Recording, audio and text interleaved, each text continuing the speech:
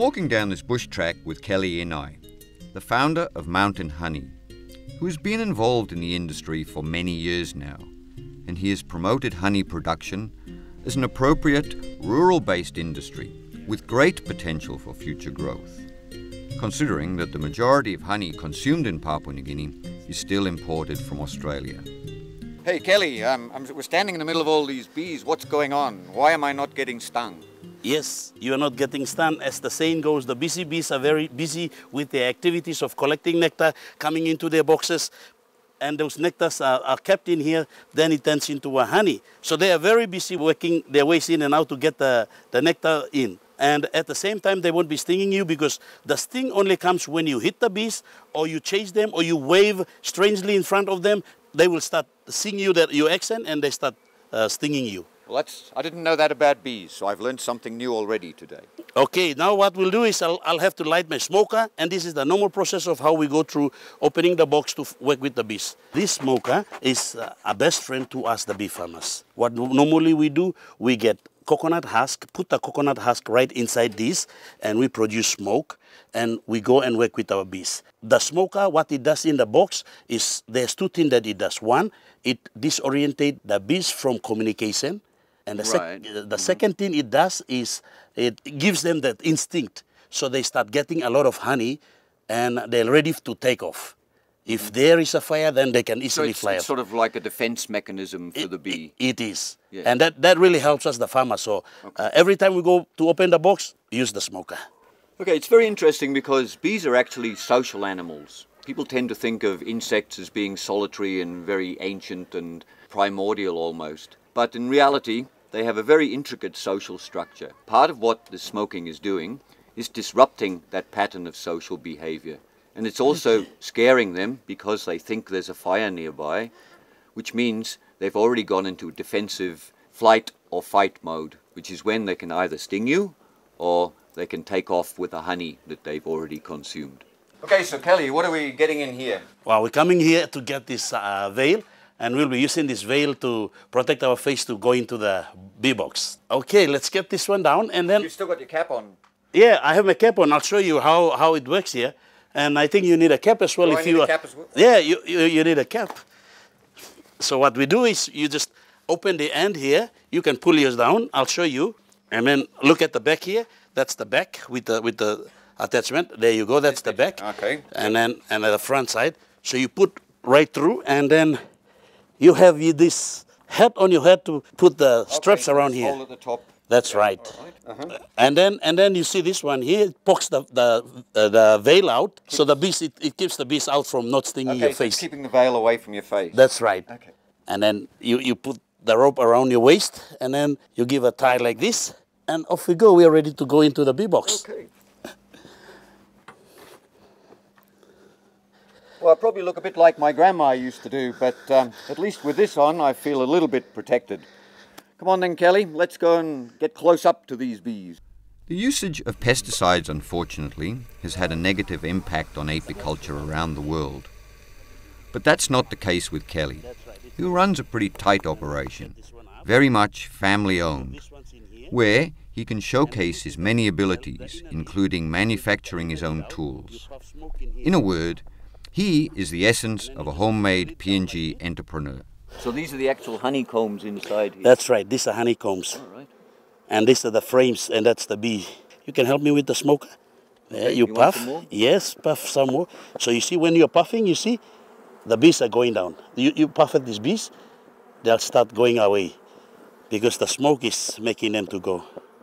So they're going back down into the hive? Back down, yeah, into the hive. Collect honey or? Yeah, they collect honey and they are down there and they won't be coming up to sting you. Queen. Yes. Okay, then you can stop.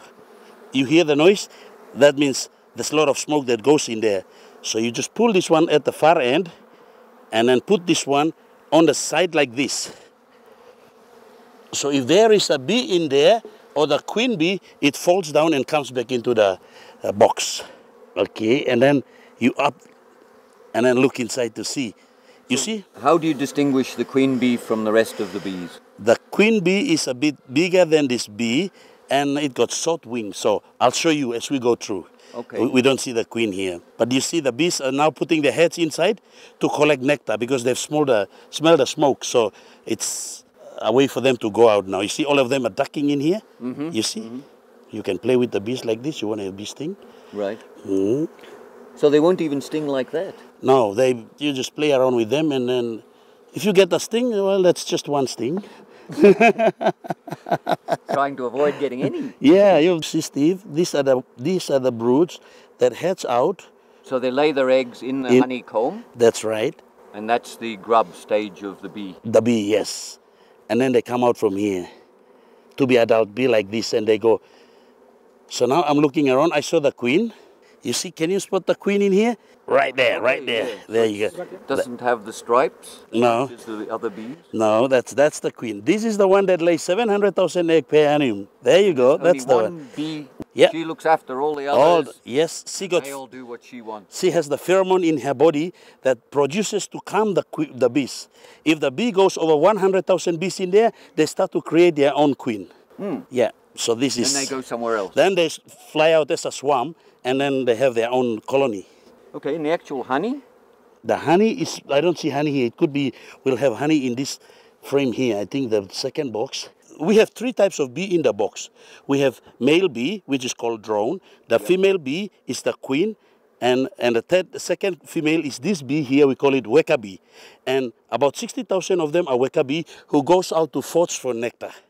And these are the ones they get honey in the box.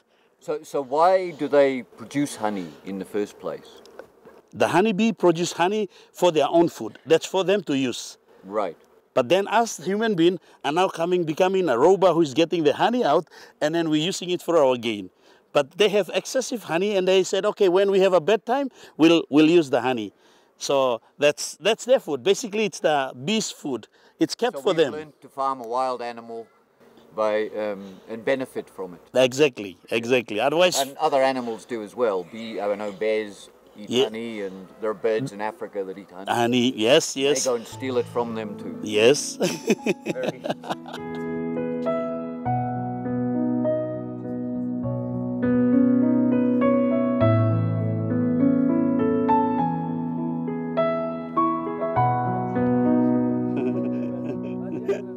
Not only do these amazing insects produce honey, but they also assist in pollinating many crops. And here in the highlands, they have an important role in pollinating coffee trees, which, as we know, is the mainstay of the highlands economy. Therefore, farmers are very much in favour of the proliferation of this little busy bee. So Kelly, you've obviously been involved in the beekeeping industry for quite some time. When did you start? Yeah, actually, right here where we are, I started in 2006. But the honeybee thing I'm passionate about it. I was a kid in 1976, and we have a missionary who brought in the honey in the country. And I thought this is something we'll be working on it. So since then, I've been very interested in honeybee bee projects. So it's clearly changed from a hobby to being a business. Exactly, it's changing. At first, it was like hobby, collecting books, writing books, working with the bees. And then eventually I see there's a great potential in there, so it becomes a business now. Yeah, honey tea. Honey tea. Yeah, wow, look nice. Thank you. Thank you. So this is your honey with a label on it? That's right, that's my honey with the label there. Magnificent. A product of Fpng. That's right, and we call it mountain honey. With Kelly's effective guidance today, we've learned about the intricacies of apiculture, and also a little about the astonishing relationship that humans have formed with an insect. This ability to coexist has been going on for thousands of years, and whilst most insects are regarded as pests, the bee has a sophisticated social life and can produce this amazing product we know as honey, a food source for the benefit of all mankind.